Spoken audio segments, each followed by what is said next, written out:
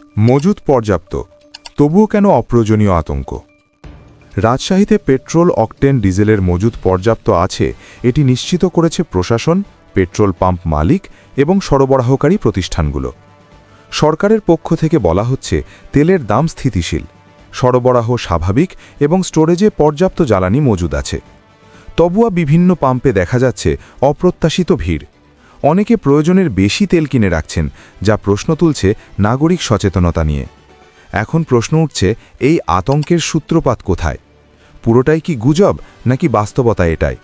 বিশেষজ্ঞ ও প্রশাসনের মতে সামাজিক যোগাযোগ মাধ্যমে ছড়ানো গুজব, ভুল ব্যাখ্যা এবং কিছু ব্যক্তির অতিরিক্ত ক্রয়ের প্রবণতা বর্তমান চাপের মূল কারণ। অর্থাৎ দেখা যাচ্ছে পর্যাপ্ত মজুদ আছে এবং ভিড় ও আতঙ্ক তৈরি না করে সুষ্ঠু ব্যবস্থাপনার সাথে সহযোগিতা না থাকার কারণে সমস্যা তৈরি হচ্ছে। উত্তেজনা সৃষ্টি হচ্ছে সাধারণ মানুষের আচরণে। জরুরি সময় বা প্রয়োজন ছাড়া অতিরিক্ত তেল মজুত করলে সাপ্লাই চেনে সাময়িক চাপ পড়ে। এর ফলে পাম্পে লাইন বৃদ্ধি, অযথা আতঙ্ক সৃষ্টি, বাজারে কৃত্রিম চাপ সৃষ্টি হয়। এক্ষেত্রে ক্রেতার দায়িত্বশীল ব্যবহারের গুরুত্ব ভীষণভাবে জরুরি। প্রশাসন থেকেও পরিষ্কারভাবে জানানো হয়েছে জ্বালানির কোনো সংকট নেই। অতিরিক্ত কেনাকাটা ও গুজবই চাপ সৃষ্টি করছে।